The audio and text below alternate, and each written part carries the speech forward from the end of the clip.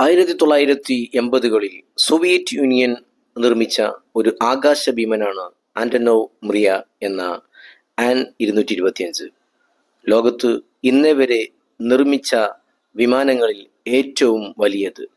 ഈ അതികായൻ ആകാശഭീമന് നിർമ്മിച്ചത് സോവിയറ്റ് യൂണിയന്റെ ബഹിരാകാശ പേടകം ഒരിടത്തു നിന്നും മറ്റൊരിടത്തേക്ക് കൊണ്ടുപോകാനായിരുന്നുവെങ്കിലും ഇതിന്റെ കാർഗോ ശേഷി അതിലൊതുങ്ങുന്നില്ല. 6 എഞ്ചിനുകളും ഒരു ഫുട്ബോൾ ഫീൽഡിനേക്കാൾ നീളമുള്ള ചിറകുകളും 640 ടണ്ണിലധികം ഭാരമുയർത്താനുള്ള ശേഷിയും ഉണ്ടായിരുന്നു ഈ ആകാശഭീമന്. മറ്റു വിമാനങ്ങൾക്ക് സ്വപ്നം കാണാൻ കഴിയാത്ത തരത്തിലുള്ള ഭീമൻ കാർഗോകൾ പോലും ഇതിന് വഹിക്കാൻ കഴിഞ്ഞു. ദൗർഭാഗ്യവശാൽ 2022 ഉക്രൈൻ യുദ്ധത്തിൽ ആദ്യത്തെ ആൻ 225 എന്ന ആന്റനോവ് മറിയ തകർന്നുപോയി. എന്നിരുന്നാലും രണ്ടാമത്തേത് ഭാഗികമായി നിർമ്മിച്ചിരുന്നു.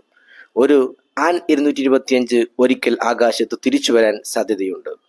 ഇത് തിരിച്ചു വരണമെന്ന് അഭിപ്രായമുള്ളവർ കമന്റ് ചെയ്താലും.